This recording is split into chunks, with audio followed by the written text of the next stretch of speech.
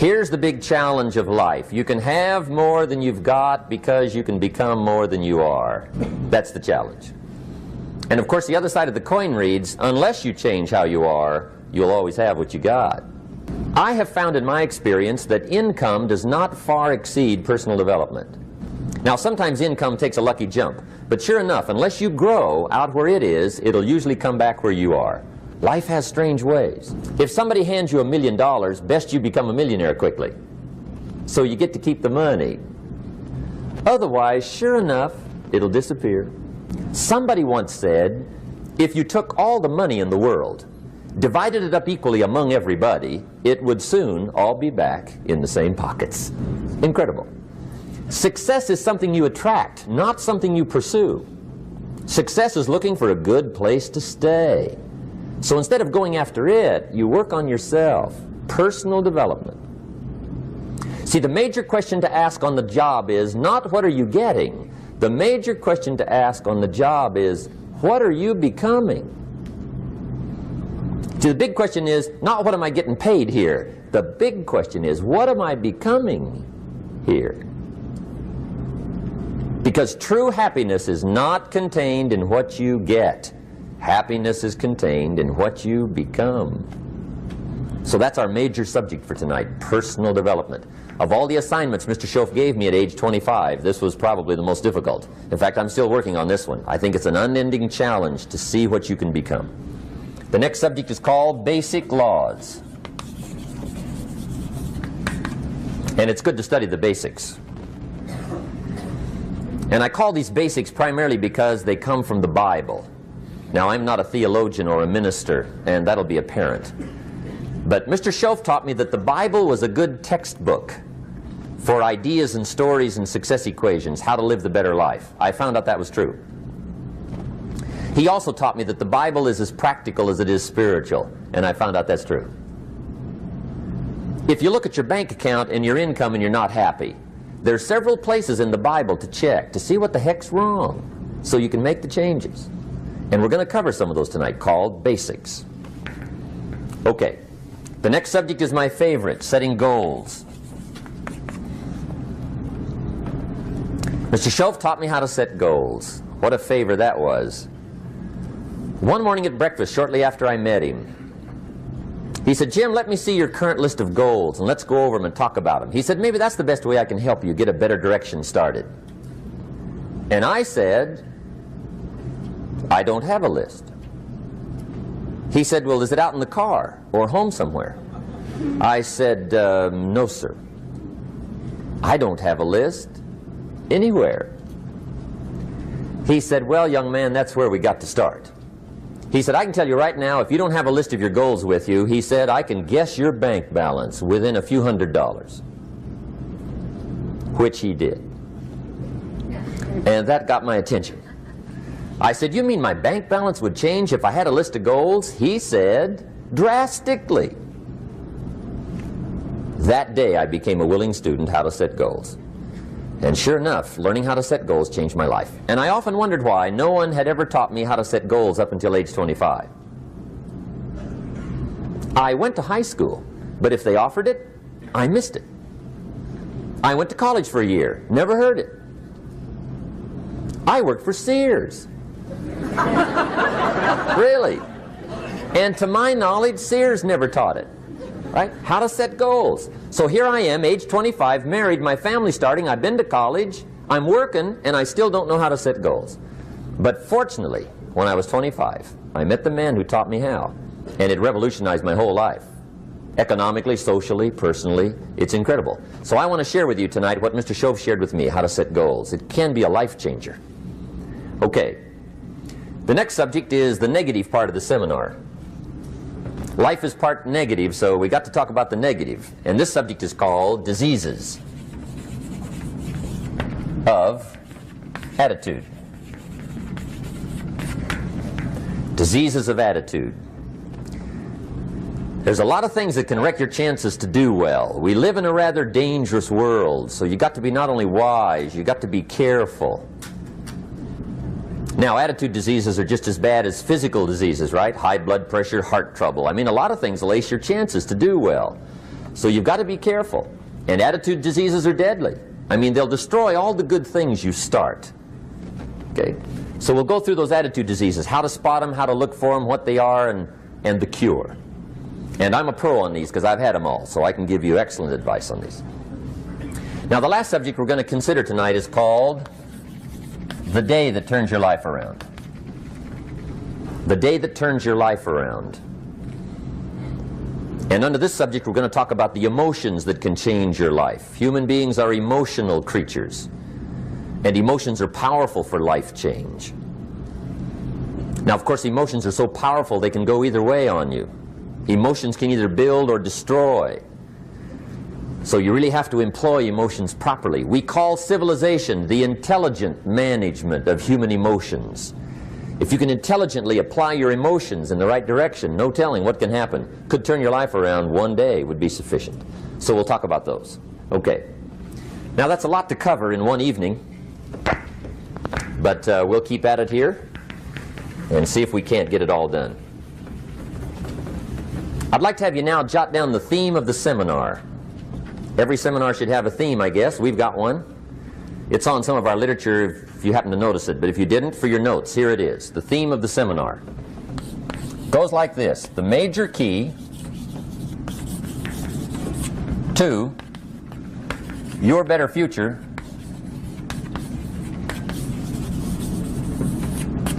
is you. That's the theme of our seminar tonight. The major key to your better future is you. And I'd like to have you underline two words just to give it some added punch. Underline the word major and the word you, so that it reads, the major key to your better future is you. Now, my first suggestion is transfer this to a card or something where you can put it up, where you can see it every day. Preferably put it up where you can see it at the beginning of the day, before you go off to put the day together. This is a good phrase just to glance at, to keep in mind as you're putting the day together. It's called the silent seminar. If you'll just let this talk to you during the day, I found it to be tremendously helpful. The major key to your better future is you. For a big share of my life now, I didn't have this one quite figured out. Among a lot of things I didn't have quite figured out. Many things used to puzzle me back in those early days. I used to wonder why two people could work for the same company, one make twice as much money. Now, see, that used to puzzle me. And maybe they were the same age, graduated from the same school, live in the same community, work for the same company, with the same products and the same services. They've got the same traffic, the same problems, and one makes $1,000 a month, the other one makes $2,000 a month. Now, that was my puzzling question. Why would this long list be the same and the money twice as much? I asked, what's the difference between $1,000 a month and $2,000 a month? And I don't mean $1,000 a month, right? I could figure that out. But what makes the difference? Why would one person do twice as well, 3 times as well? Speaking economically. Now, I know there's more than one way to do well. I understand that. But in this little narrow area called compensation, what's the difference? Well, back then, with my faulty thinking, I'm trying to reason it out. I thought, well, maybe time makes some of the difference, right? Some people do better because they have more time. I used to say, Harold ought to be able to do well. He's got a lot of time. If I had all of Harold's time, I could do well. Now, that's got to be dumb, right? Number one, you can't get somebody else's time. A guy says to me one time, he says, you know, if I had some extra time, I could make some extra money. I said, then forget it. There isn't any extra time. Hey, when the clock strikes 12 midnight, that about wraps it up, right? I mean, you can look around the gongs there for a little more, but it's over. You say to the guy, what are you doing? He says, I'm looking for extra time. See, they'll come and take you away, right? There isn't any more time. Now, if you can't get more time, which you can't, what could you get more of that would make a difference in economic results? And here's the key word. Make it a part of your notes. We're going to consider it tonight. The word is value. And I have a little phrase for your notes. Value makes the difference in results. Value makes the difference. You can't get more time, but you can create more value. Now here's the first lesson of economics. Everybody should learn it from the time they're old enough to understand what a dollar means, how to earn one, how to get one, how to keep one, what to do with it. First lesson of economics. We primarily get paid for value. That's lesson one. Bringing value to the marketplace, that's how you get paid. You don't get paid for the time. I know it takes time to bring value to the marketplace, but you get paid for the value, not the time. Now, since that's true, here's one of the key questions of the evening. Is it possible to become twice as valuable at the marketplace and make twice as much money in the same time? Could you become 3 times as valuable? Make 3 times as much money in the same time? Is that possible? The answer is yes, if. And it's always if, right? Life is known as the big if. Harry Truman once said, life is iffy. How true. And here's the big if, we're going to consider it tonight. It's possible to do much better at the marketplace if you go to work primarily on yourself. And that's the theme of our seminar tonight. Learning to work primarily on yourself. People have asked me for the last 24 years, how do you develop an above-average income? And the answer is, become an above-average person. Develop an above-average handshake. Some people want to be successful, they don't even work on their handshake. As easy as that would be to start on. They let it slide, they don't understand. Develop an above-average smile. Develop an above-average excitement. Develop an above-average interest in other people. Develop an above-average intensity to win. See, that'll change everything. Probably one of the most frustrating experiences in life is looking for an above-average job with above-average pay without becoming an above-average person. It's called frustration.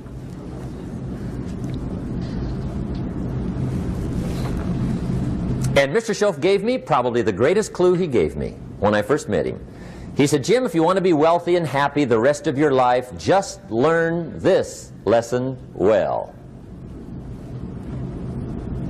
He said, learn to work harder on yourself than you do on your job.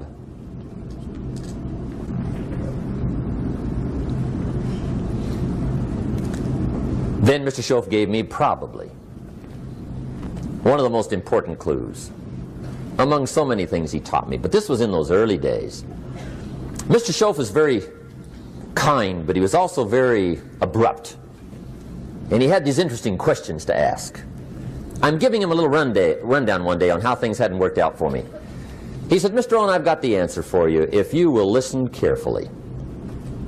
And listen carefully I did that day and for the next 5 years. If somebody's wealthy and happy, you gotta listen. He said, Jim, I've only known you a short time. But he said, it's already my honest opinion that for things to change for you, you've got to change. That wasn't quite the answer I was looking for.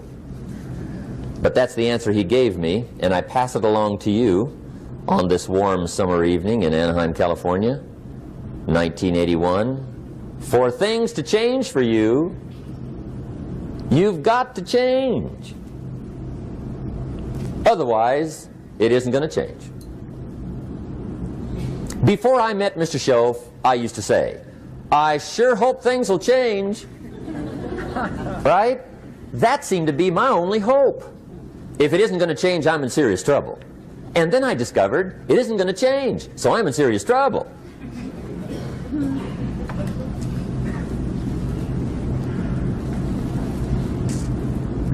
See, I can tell you what the 80s are going to be like. You have dropped into the right place. I did a seminar one time for Standard Oil executives and management in Honolulu. And we're having a conference one day on this big conference table. And one of them said to me, Mr. Rohn, you know some fairly important people halfway around the world. What do you think the 80s are going to be like? I said, gentlemen, I do know the right people. I can tell you. So they all listened very carefully. And I said, gentlemen, based on my wide experience, I can really honestly say to you, in my opinion, in the 80s, it's going to be about like it's always been. Aren't you glad you came? That's inside. I don't pass that around just everywhere. Now, of course, I said that to make a point, but I also said it because it's accurate. It's going to be about like it's always been. It isn't going to change. The tide comes in, and then what?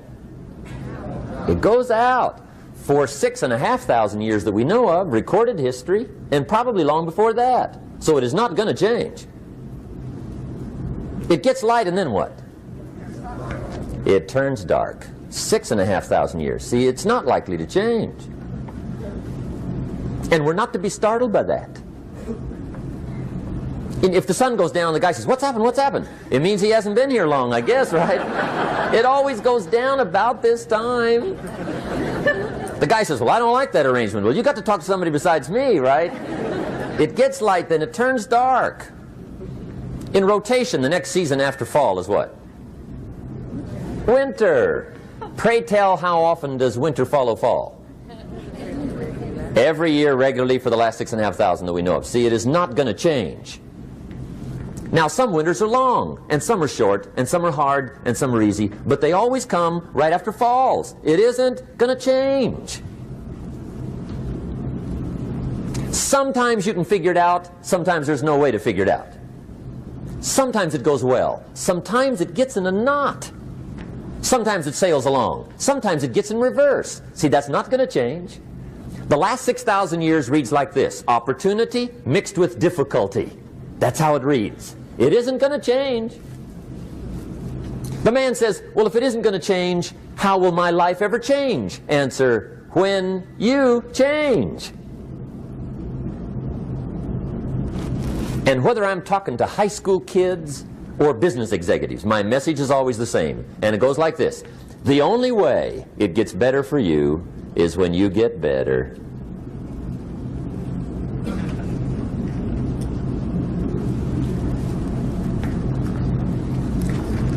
Let me give you the 4 major lessons in life to learn. Here's 4 majors. It's good to study the majors.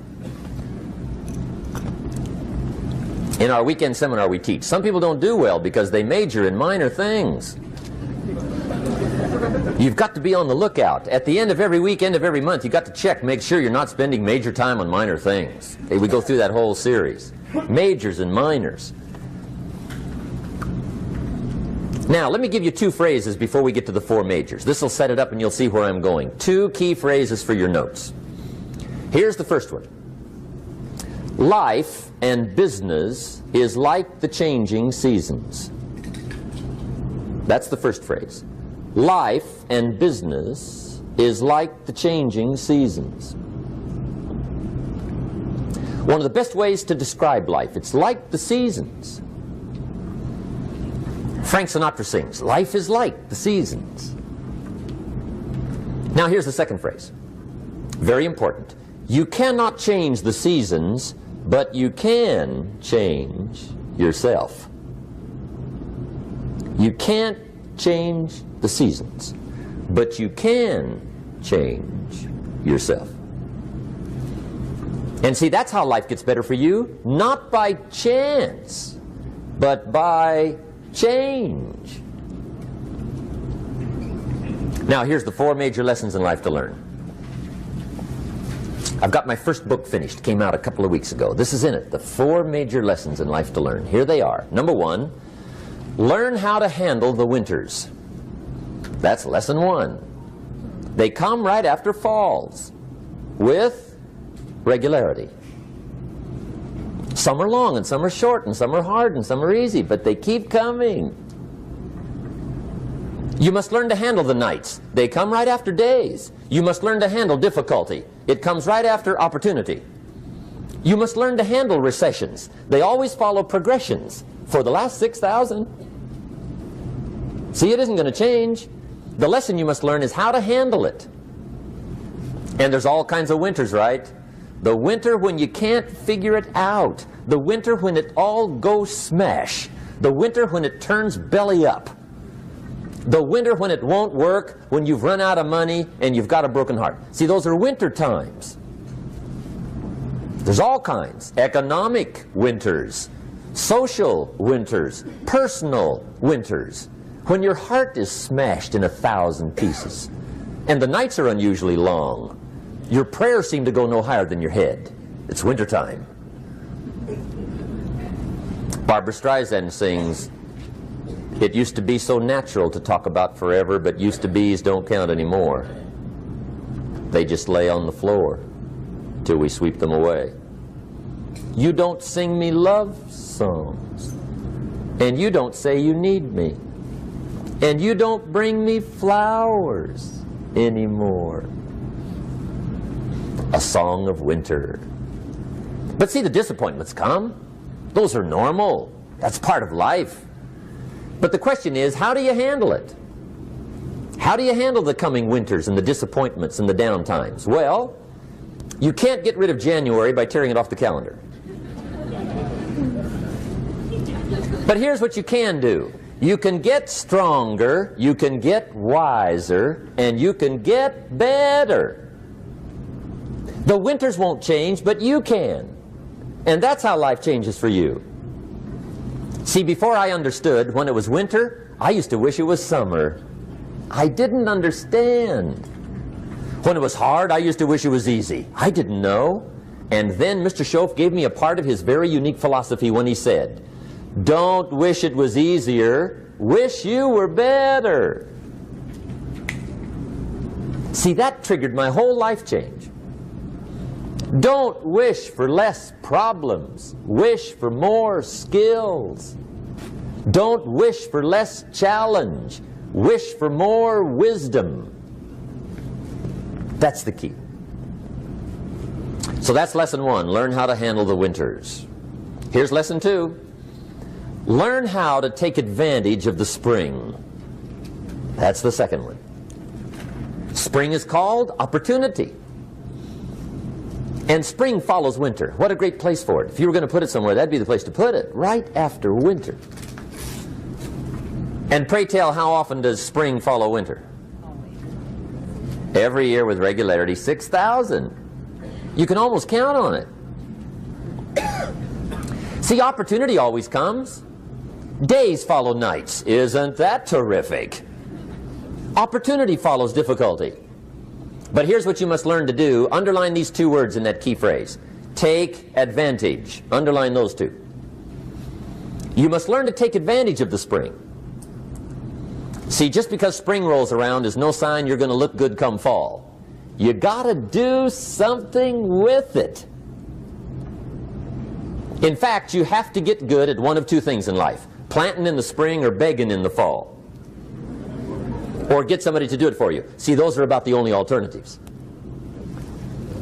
Now here's what else you must do. Take advantage of the springs quickly, because there's only a few. Just a handful of springs have been handed to each of us. They don't come forever. Life is fairly brief. So you got to read every book you can get your hands on what to do with your springs while they're here. And take advantage, they soon run out. The Beatles wrote, "Life is so short." And for John Lennon, it was extra short. But life is brief. Elton John sings, "She lived her life like a candle in the wind." It's brief. So whatever you're going to do with your life, you got to get at it. Don't just let the springs pass. Here's the 3rd major lesson in life to learn. Learn how to protect your crops all summer. You got to take care of what you start. Sure enough, as soon as you've planted your garden in the spring, the busy bugs and the noxious weeds are out to take it. And here's the next bit of truth. They will take it unless you prevent it. And that's the 3rd major skill to learn. You've got to learn to prevent the intruder from taking all the good you start. It's one of the challenges. Here's 2 key phrases under number 3. First one, all good will be attacked on this planet. Maybe not the next one we get to, but on this one, all good will be attacked. Every garden will be invaded. Not to think so is naive. And here's the second phrase. All values must be defended. Political values, social values, community values, family values, marriage values, friendship values, business values. Every garden must be tended all summer. Third major lesson. Now here's number 4. Fourth major lesson in life to learn. Learn how to reap in the fall without complaint. Learn to reap come harvest time without complaint.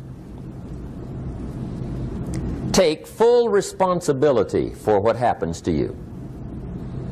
It's one of the highest forms of human maturity, accepting full responsibility. It's the day you know you've passed from childhood to adulthood, the day you accept full responsibility. And another note, learn to reap in the fall without apology. Without apology if you do well, and without complaint if you don't. That's maturity. I used to have that long list of reasons why I wasn't doing well. To explain. You got to explain, right? Otherwise you're going to look bad. I used to have this funny list called Reasons for Not Looking Good.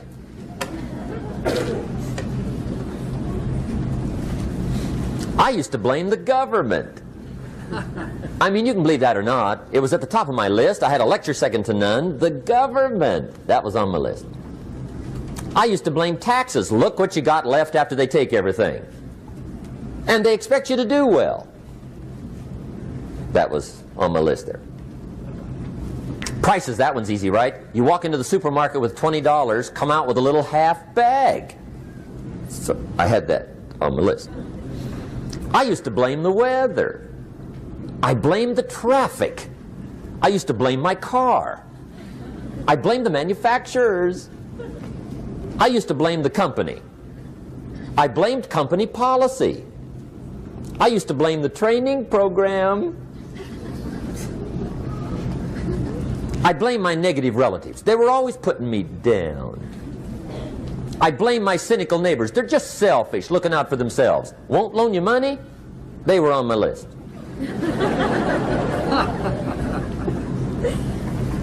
I used to blame the economy. I blamed the community. That's a pretty good list for not doing well, isn't it? I thought it was good. I'll never forget one day, Mr. Schoaf was very kind, but he was also very blunt, and this was no exception. And I'm glad he was blunt. There's a lot of things I'd have missed if he hadn't have been blunt. One day, with sort of a curious look on his face, he said, "Jim, just out of curiosity, tell me, how come you haven't done well up until now?" Excellent question. I thought, well, so I won't look too bad, I'll go through my list. And this list I just gave you, I put that on him. And he was very patient. He let me go through the whole thing, the government, the weather. I went through this whole thing. When I finished, he looked my list over very carefully. He said, "Mr. Rohn, big problem with your list. You ain't on it." How brilliant.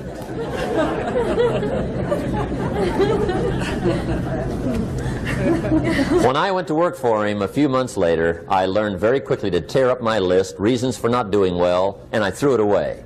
And I got me a fresh piece of paper. And I put one word on it. Me.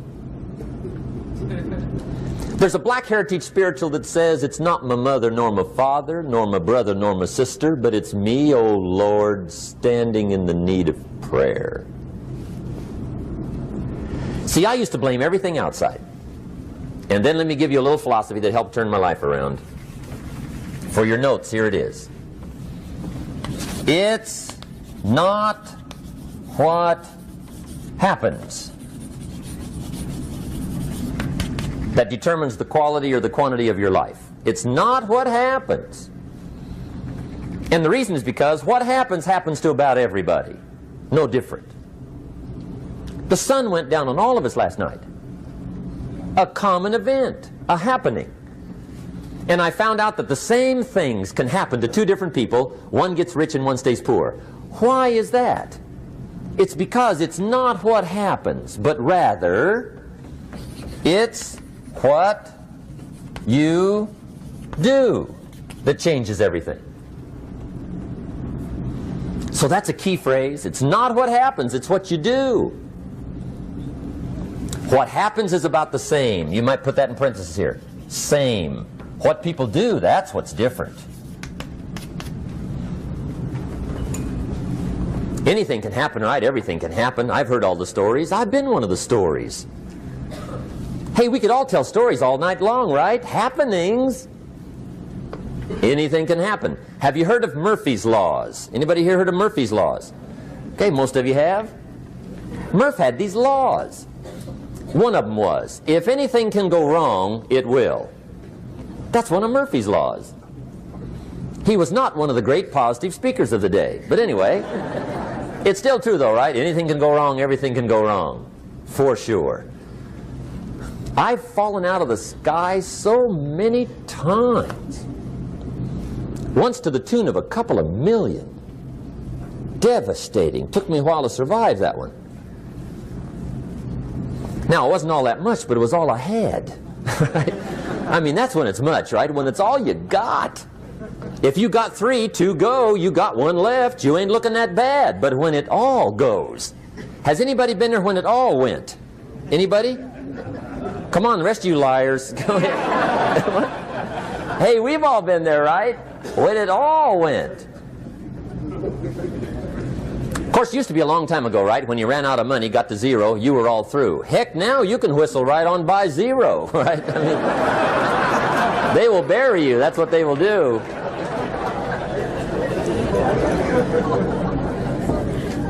But see, those are the happenings, right? Everything can happen. Anything can happen. But it's not the happenings. It's what you do about it. Somebody says, yeah, but you don't understand the disappointments I've had. Come on. Everybody's had their share. Disappointments are not special gifts reserved for the poor. Everybody has them. The difference is what you do about them. It's not the weather. I used to blame the weather, and I discovered it rains on the rich. So see, that won't help. 2 men wake up one morning, there's a rainstorm on. One of them looks out his window, sees the rainstorm, and he says, wow, what a storm. With weather like this, they can't expect you to go out and make sales. He stays home.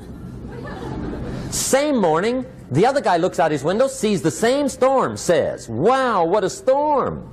But he says, you know what, with weather like this, what a great day to go out and make sales. Most everybody will probably be home, especially the salesman.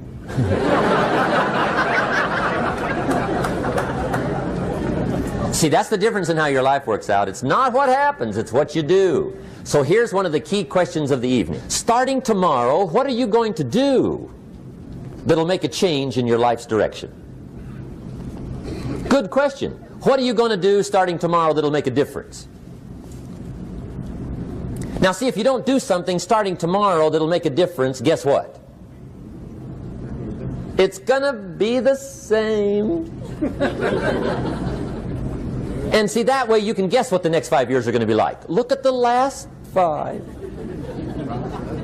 Because the next 5 are going to be like the last 5 unless you, major key, tomorrow, change it all. Or change a little, or change something, or don't change. It's choice time. You can do whatever you want. But it's nice to know any day you wish you can change your whole life.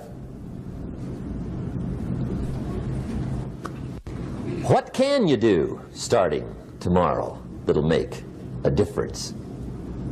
Good question. What can you do with economic chaos, massive disappointment? What can you do with a broken heart? What can you do when it won't work? Good question. So if I had a word with you tonight, one-on-one, just you and me, I think my personal advice to you would be, This year, 1981, reach down inside of you and come up with some more of those remarkable human gifts. They're there, waiting to be utilized. And then change anything for you you want to change. And I challenge you to do that because you can change. If you don't like how it is for you, change it. If it doesn't suit you, change it. If it doesn't please you, change it. If it isn't enough, change it. And I challenge you to do that because you can change. See, you don't ever have to be the same again after tonight, only by choice. If you don't like your present address, change it. You're not a tree.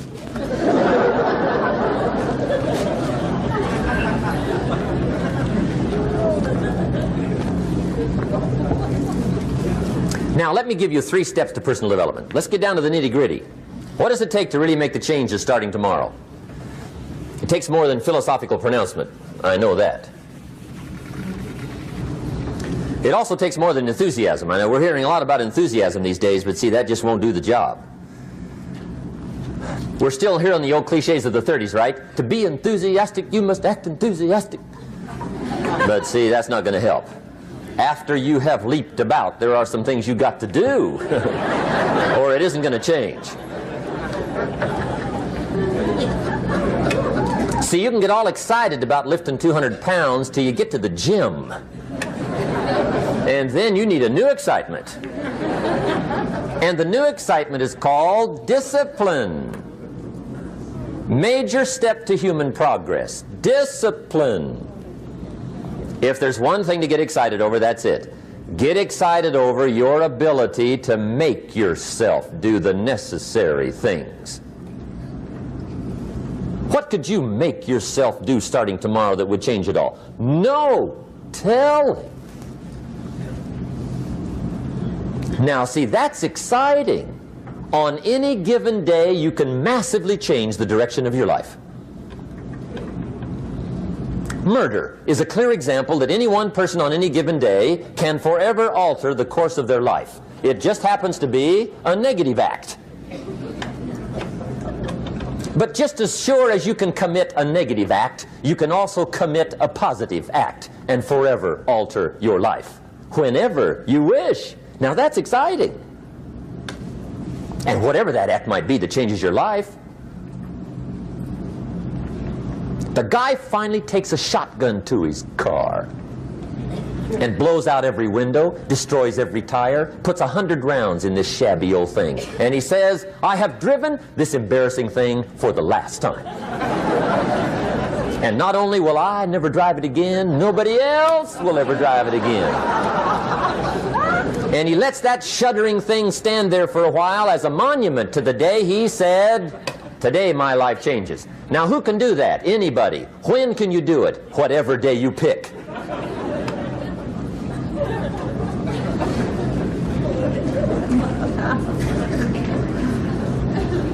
Now here's the key to discipline. Start with the little disciplines, get excited over the little disciplines, and get right on those, because those will lead to the big ones. You can't handle the big challenges in life unless you take on the little ones. Make a list of all the things you can do, get right on those, discipline yourself for those, both for the results and for the muscle and for the practice, so that when life hands you some big challenges, you'll be ready, you'll have the muscle. But see, if you don't handle the small ones, you can't take care of the big ones.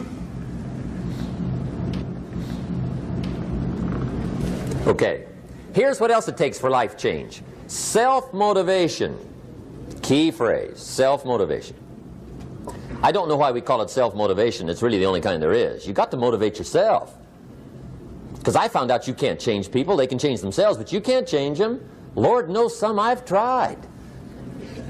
But see, it won't work. People have to change themselves. I learned some of those lessons early. I built a little sales organization way back in those early days. I'm 25. And I had some nice people.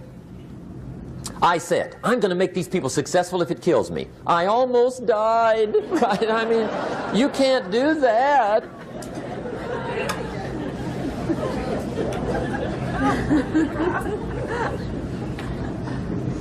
See, I've discovered this. Good people are not trained, they're found. You find good people. You don't make them good, you find them good. Training really is for the purpose of finding good people. You don't need much instruction for a good person. Too much training probably means you got the wrong people.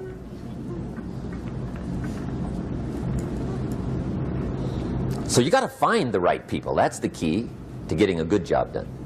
One of the major things we learn in management, lesson 1, don't send your ducks to Eagle School.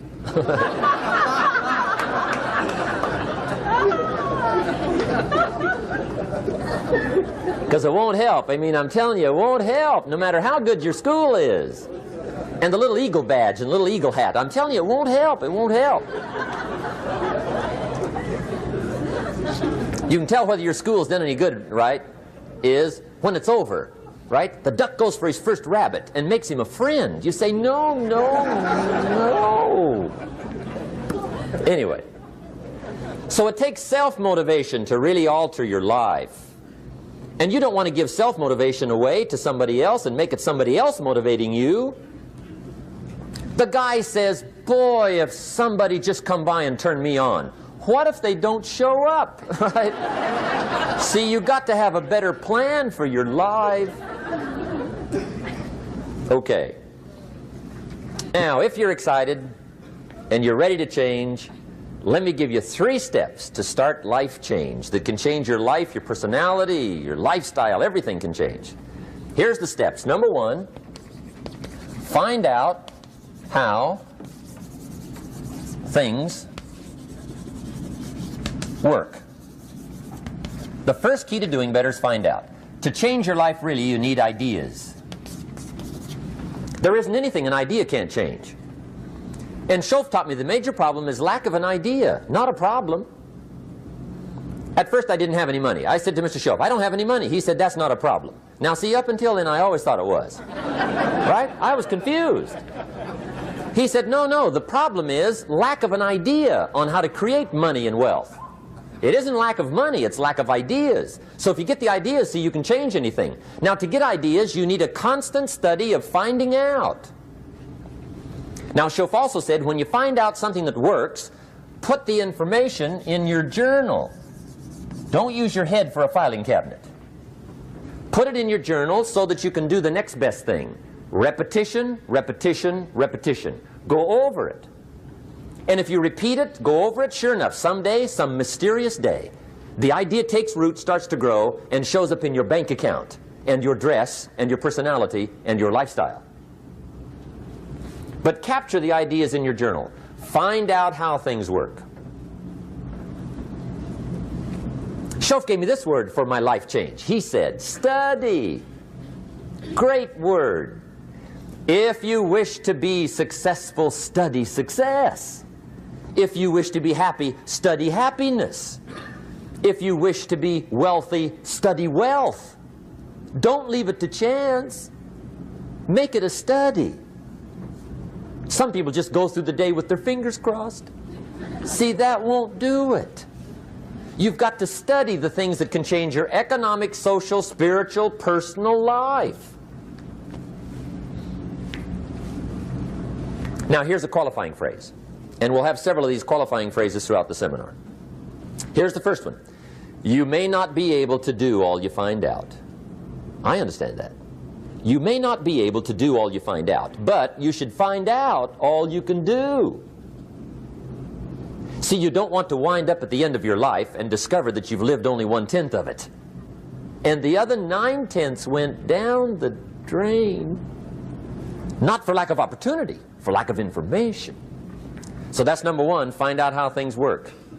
Now here's the best human virtue for finding out, curiosity. Make a note of that. Curiosity. Be curious. You might add a word to it that'll help. Childish curiosity.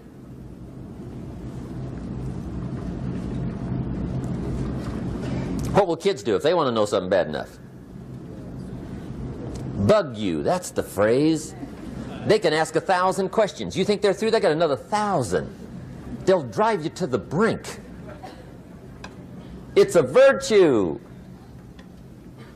When you gotta know, be like a child.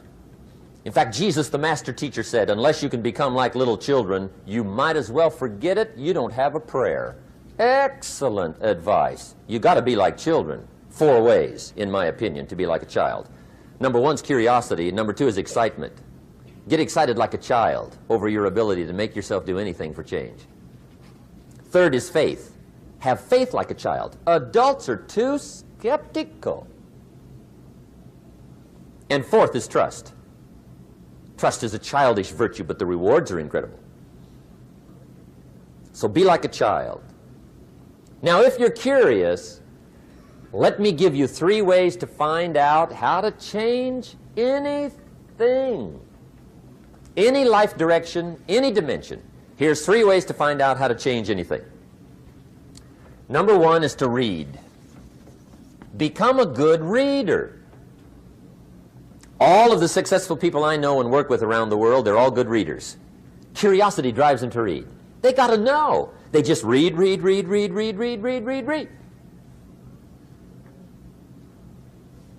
Become a good reader. Now, that's my opinion. Listen to the other lecturers and listen to me and make up your own mind. Don't be a follower. Be a student. Okay? I say, really, for life change, you got to read. One way to learn is from your own experiences, but another way to learn is from other people's experiences. See, one book might save you 5 years if you read it. Did you know there's books on how to be stronger, more decisive, be a speaker, be a leader, have a better effect on other people, develop your personality? Did you know there's books on that? And people don't read them? How would you explain that? And they can read? Did you know that hundreds of successful people have written their stories in books and they wrote down how they did it and people don't read it? How would you explain that? The guy's busy, I guess. You know, you get tied up. The guy says, well, yeah, you work where I work, but the time you struggle home, it's late. You got to eat a bite of supper, watch a little TV, get to bed. You can't sit up half the night reading. And the guy's behind on his car payment.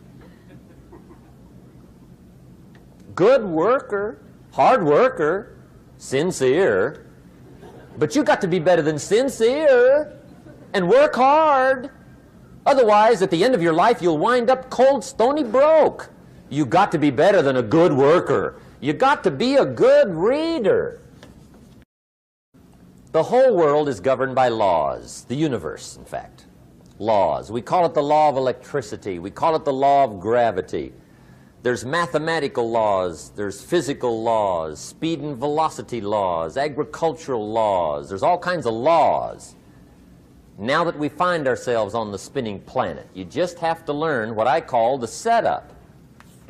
Learn the setup. Life's setup. Now, we didn't set it up, but we're here, so you got to learn it. And we should learn the setup for 2 basic reasons. Number 1, to keep from getting hurt. It's one of the major reasons for learning, so you won't get hurt. See, economically, socially, personally, you can get hurt just not knowing. Ignorance is not bliss. Ignorance is poverty. Ignorance is tragedy. You got to know, or you're going to get hurt. It's good to know not to walk out the 10-story window. That's excellent information. Now, what if a guy didn't know and he walks out? Now he's dead at the bottom. Somebody says, well, the poor guy didn't know. You got to know, or you're going to get hurt. Okay. Now, here's a parenthesis. You don't have to like the setup. I don't ask you to like how it is. That's not what's important. But it is important to learn how it is. Okay? So you don't have to like it, but you should learn it. That's what I tell the kids, right? Make sure you get the information. What you think about it, that's up to you. What you're going to do with it, that'll soon be up to you. But make sure you get it.